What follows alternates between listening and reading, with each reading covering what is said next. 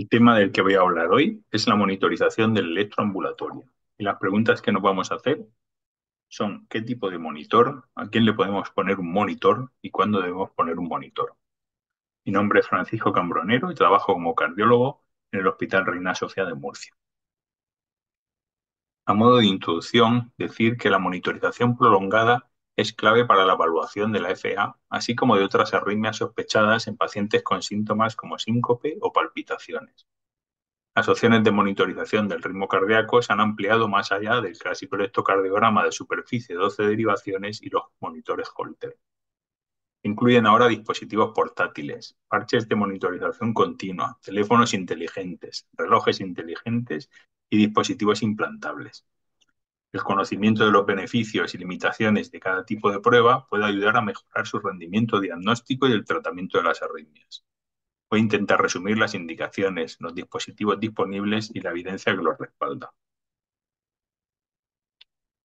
En cuanto a los objetivos, quiero que comprendáis cuándo solicitar una monitorización ambulatoria en un paciente con sospecha de arritmias cardíacas.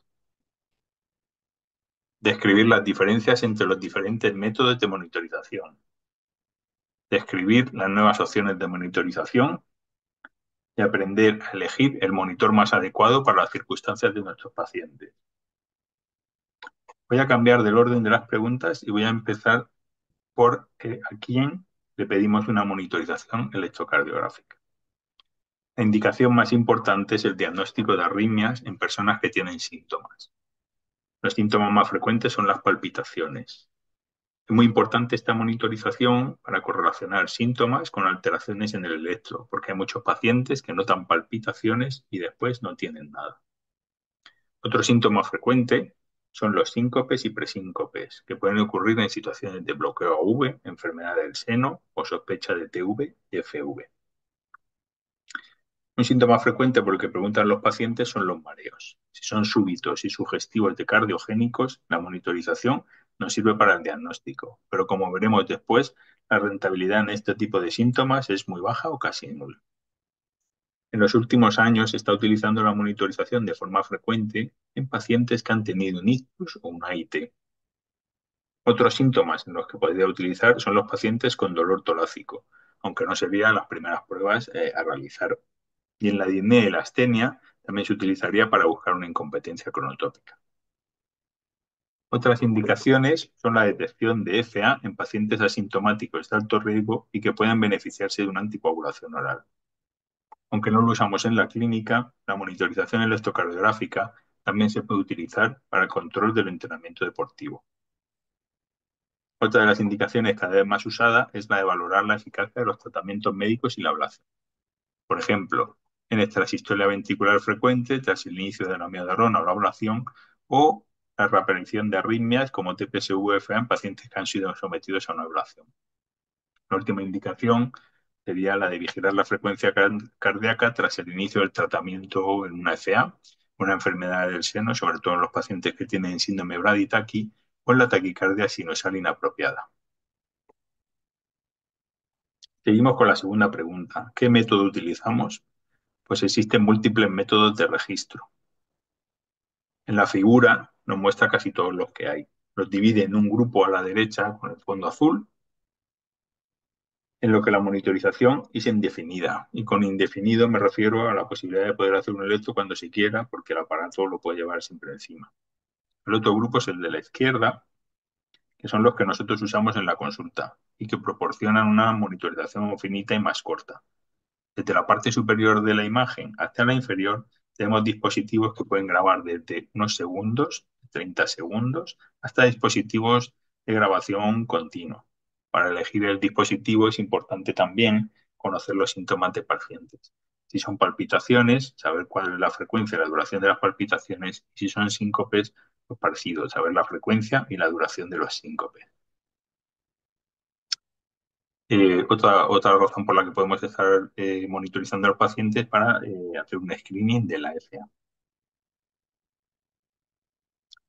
En esta foto, aunque no se ve muy bien, muestro la foto del primer Holter creado por Norman Jefferies Holter.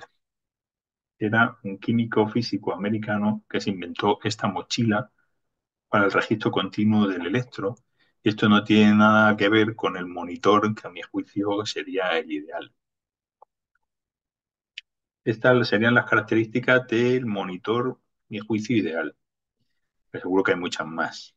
Lo primero es que produzcan un registro continuo. Cuanto más datos tengamos, más arritmias podemos detectar. Aunque esto genera un problema, que es la gran cantidad de datos que se tendrían que analizar. Por eso es importante otra característica, y es que haga un análisis automático de los registros y la posibilidad de añadir autodetección de arritmias. Nos interesa que los dispositivos sean infinitos. Cuanto más tiempo estén monitorizados, mayor probabilidad hay de encontrar una arritmia. Un punto muy importante al valorar las palpitaciones es poder correlacionar los síntomas con el electro. Y para eso necesitamos tener un botón o un dispositivo que lo active. Los dispositivos deben ser baratos, deben ser cómodos, pequeñitos, poco pesados, que no tengan cables, que realice electro, sobre todo en varias derivaciones y que sean de calidad. Y como última posibilidad, que puedan transmitir de forma telemática. Voy a comentar aspectos de los métodos de registro que tenemos actualmente. El primero es el electro. Del electro no voy a decir mucho. Es un registro muy corto, es incómodo porque hay que ir a algún tipo de servicio médico para hacérselo. Solo nos permite la correlación con síntomas y esos son muy prolongados. Tiene 12 derivaciones, lo que permite además localizar vías accesorias, localizar el origen de estas sístoles ventriculares y los síntomas. Si los síntomas son muy prolongados y tenemos la posibilidad, es un buen método de diagnóstico, pero ni de lejos el ideal. El segundo es el archiconocido Holter de electro. De este tampoco puedo decir nada nuevo. Es un registro continuo de 24 a 48 horas, de 3 derivaciones. Nos permite llevar un diario para correlacionar el síntoma con los electros. El análisis es semiautomático, es barato, aunque los pacientes no lo consideran cómodo. Lo mejor es que al tener un registro continuo nos permite valorar la frecuencia cardíaca en pacientes con FA o evaluar la incompetencia cronotrópica. Es muy útil en palpitaciones frecuentes. El problema es que cuando los pacientes llevan el Holter no tienen palpitaciones. No sé si solo me pasa a mí eso. A pesar de ser muy utilizado, el rendimiento diagnóstico es muy bajo. Os pongo este estudio del Hospital Germán Trias y Puyol de 2014. En 6 meses pusieron alrededor de 1000 Holter, que son menos de los que se ponen en mi hospital. Y el rendimiento diagnóstico global fue del 5%. Mira, en el síncope es solo un 3,5%, los mareos e inestabilidad cefálica un 0%, y el mejor rendimiento nos lo dan las palpitaciones frecuentes, que es alrededor de un 17%, y control del tratamiento antiarrítmico, que no está en casi un 20%. Por lo tanto, en mi experiencia, no es un método muy útil para el diagnóstico, y aún así lo utilizamos una barbaridad. El siguiente grupo es el Holter de segunda generación. Esto es una extensión del Holter anterior. Hay varias casas comerciales, hay una que es el CIO Patch, otra es el E-Patch, el Holter Best o el Nuvo, que es la camiseta esta que lleva varias derivaciones. Son adhesivos livianos y resistentes al agua, producen un registro continuo que llega hasta 14 días, tienen un botón para grabar síntomas, el electro es de una sola derivación, lo cual es un problema, el software de análisis es semiautomático, es relativamente caro, dicen que es más cómodo que el Holter normal, tiene mayor rendimiento diagnóstico que el Holter porque graba muchos más días y no tienen transmisión telemática, aunque hay algunos modelos que sí.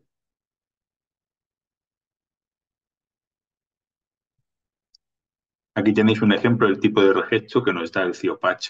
Es bastante limpio y el tipo de informes que se pueden obtener, en que podemos detectar taquicardias, podemos detectar pausas, podemos detectar fibrilación auricular. Se han realizado estudios comparando el Holter con los Holter de segunda generación. Y aquí os muestro algunos de los resultados. Se ve que el tiempo de señal analizable es muy alto, el 99% del tiempo total de uso, es más cómodo que el Holter, produce mayor número de diagnósticos, porque la duración del registro es mucho más prolongada. Los parches de electro fueron más efectivos para detectar arritmias clínicamente relevantes y una excelente correlación en cualquier tipo de arritmia y una excelente correlación con el Holter para detección de FA, un kappa de 0,99. Pasamos a un grupo muy interesante que son los monitores de eventos. Tenemos dos tipos, monitores de eventos sin ASA y monitores de eventos con ASA. El que tenga ASA o no significa que el monitor está registrando continuamente y cuando nosotros pulsamos un botón se graban los minutos previos y posteriores al pulsado y podemos revisarlo posteriormente. Los de ASA son de pre-posactivación, es decir, graban los minutos anteriores a la activación, mientras que los sin ASA graban siempre después del evento. Empezamos con los sin ASA. Existen varios tipos. Aquí os pongo unos ejemplos. El Cardia que tenemos aquí arriba a la izquierda. Este es el más conocido, por lo menos por mí, el que utilizamos aquí en el Servicio Nacional de Salud. A la derecha tenemos el HeartScan y abajo tenemos los relojes, el iWatch, el Fitbit. ¿Qué características tienen? Pues producen un registro no continuo. Tiene que ser activado por el paciente. El tiempo de monitorización puede ser prolongado, depende del tiempo que el paciente gaste en monitorizarse. Es barato, el Cardia vale unos 150 euros, los relojes son más caros. Los datos los ve el paciente, lo que puede provocar algo de ansiedad. Es cómodo, no hay cables ni parches. Hay posibilidad de transmisión telemática y sería útil en palpitaciones que duren al menos un minuto. El paciente tiene que sacarlo del bolso, del bolsillo, conectarlo con el teléfono y grabar durante por lo menos 30 segundos.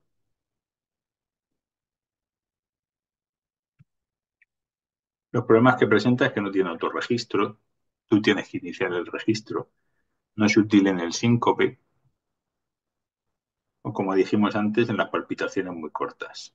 A veces la calidad del registro no es buena y aquí os dejo un ejemplo de un registro de una calidad pésima. ¿Qué resultados nos han dado los monitores INASA? Aquí pongo los resultados del monitor HeartScan. Es un estudio realizado en Barcelona y comparaban el Holter de 24 horas con una monitorización con el HeartScan. Y el rendimiento en palpitaciones era muy alto, del 65-85%. Otro estudio era realizado con el Cardia. Comparaba el cuidado estándar, que era con un Holter, versus el cuidado estándar y Cardia. A los 90 días con el Cardia teníamos registros de un ritmo sintomático en el 55% de los pacientes que van Cardia versus 9% en el grupo control. En la curva de Kaplan-Meier nos muestra que el número de pacientes no diagnósticos con cuidado estándar está en rojo versus el número de diagnósticos con Cardia en azul. Mucho mayor número de diagnósticos con el Cardia que con el cuidado normal. El tiempo medio para la detección en el grupo de intervención era de 9 días y medio y en el grupo control era 43 días. Y una arritmia sintomática a los 90 días ocurrió en un 9% de pacientes con el Cardia versus un 0,9% en el grupo control. Aquí os pongo en este registro pongo un problema que puede aparecer con el Cardia. ¿Quién piensa que este registro no es una FA?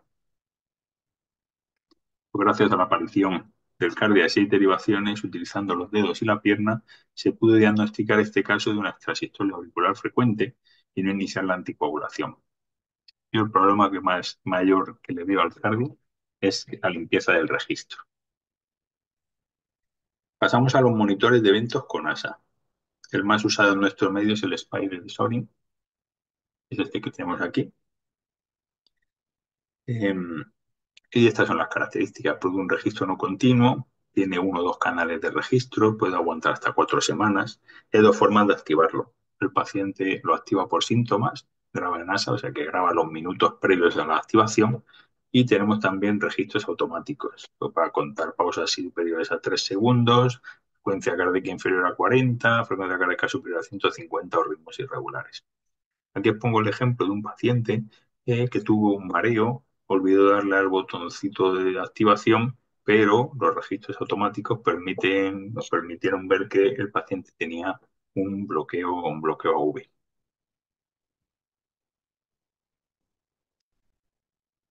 Estos monitores también tienen algoritmos de detección automática de arritmias. Nos van a permitir registrar el inicio y el fin de la arritmia. Aquí tenemos dos ejemplos. Uno es una señora de 70 años con palpitaciones y que se pudo diagnosticar de FA en uno de los episodios. Y el segundo caso, que es el de abajo, de una paciente joven con palpitaciones súbitas, se pudo diagnosticar de taquicardia por reventamiento intranodal. Incluso el registro es bastante bueno y nos permite ver que después de una extrasístole supraventricular se produce un alargamiento del PR y la aparición de la taquicardia. Los problemas que tienen este tipo de registros es que hay que cambiar a diario las pegatinas, que no es cómodo, que necesita la colaboración del paciente, y aunque los registros son bastante buenos, muchas veces los automáticos son muy artefactados. El tiempo de monitorización, a pesar de que son 30 días, pues es un tiempo limitado. Aquí tenemos resultados de estudios con estos monitores. En el 5P, la tasa de resultados no es muy alta, son poco frecuentes. Ya el porcentaje de diagnóstico es bajo en los tres estudios comparados, alrededor de un 20%, 18% y un 5%. La mayoría de los pacientes no son concluyentes en pacientes con síncope porque son muy poco frecuentes. Sin embargo, el rendimiento diagnóstico en palpitaciones es superior al 80%. Ya pasamos a los últimos, que son los registradores subcutáneos. Tenemos varios tipos, cada uno de una casa. Tenemos el Link de Medtronic, tenemos el Lux TX de Boston, el Conofin de Abbott y el Biomonitor 3M de Biotronic. Estos graban durante 3 a 5 años, graban en ASA, similar a los monitores de eventos. Eh, Monitorización continua del ritmo, aunque no graban todo el ritmo, pero están continuamente monitorizando. Hay dos formas de activación, igual que los monitores de eventos. El paciente lo activa por síntomas y luego hay algoritmos automáticos para detección de arritmias. Hay también algoritmos para detección de FA. Se pueden monitorizar de forma remota. Los datos los ve el médico, por lo que produce menos ansiedad en los pacientes. Estos estarían cerca de lo que yo considero un monitor ideal. Pero el problema es que es el precio, que son 1.600 euros por aparato y que solo graban una derivación. Para mi gusto deberían ser más baratos, grabar más derivaciones y más pequeñitos todavía. ¿Y cómo elegimos entonces el método de registro? Pues aquí tenéis una gráfica, dependiendo de cómo sean los síntomas, dependiendo del tipo de síntomas, pues los pacientes van a utilizar uno u otro método. Así, resumiendo y simplificando, todo va a depender del tipo de síntoma, de la frecuencia y la duración de los síntomas. Si el paciente tiene palpitaciones en el momento de la visita, lo que hay que hacer es un electro de 12 derivaciones, y esto es lo mejor. Si los síntomas son diarios, yo utilizaría diarios o cada 2 o 3 días, yo utilizaría un holter de 24 o 48 horas, aunque como hemos dicho antes, seguro que el día que lo lleva no tiene palpitaciones. Si los síntomas son semanales o mensuales, pues hay dos opciones. Si son muy cortos o tiene síncopes, yo utilizaría un monitor de eventos con ASA o un holter extendido. Pero los síntomas son más prolongados, alrededor de un par de minutillos, podríamos utilizar un monitor sin ASA como el Cardia o alguno de los relojes. Si los síntomas son muy infrecuentes, menos de una vez por mes, utilizaría los monitores, los subcutáneos, los holter implantables. Recordar que cuanto más tiempo monitoricemos, más fácil es que consigamos un diagnóstico. Y finalmente nos queda, bueno, esto es un resumen de cómo elegiría yo el mejor monitor. Finalmente nos queda una última pregunta que es ¿cuándo ponemos el monitor? Y realmente he puesto la misma diapositiva que las indicaciones, porque lo debemos poner cuando tengamos síntomas, cualquiera de estos síntomas, cuando queramos detectar arritmias asintomáticas, cuando queramos controlar el alentamiento deportivo, cuando queramos valorar la eficacia de los tratamientos médicos, cuando queramos medir la frecuencia cardíaca tras el ajuste del tratamiento. Y como conclusiones, Digo que los avances tecnológicos de los últimos años han permitido mejoras importantes en la monitorización externa del ritmo cardíaco. Cuanto más tiempo monitoricemos a los pacientes, más diagnósticos obtendremos. El tipo de monitor a elegir depende de la clínica, la frecuencia y la duración de los síntomas. El Holter clásico tiene un rendimiento diagnóstico muy bajo, aunque su uso está muy extendido. El Holter externo de Ventus es una herramienta de elevada utilidad en el estudio de pacientes con palpitaciones con un elevado rendimiento diagnóstico si seleccionamos adecuadamente a los pacientes. Existen nuevos escenarios más allá de los síntomas de síncopes y palpitaciones donde la monitorización externa puede ser de utilidad.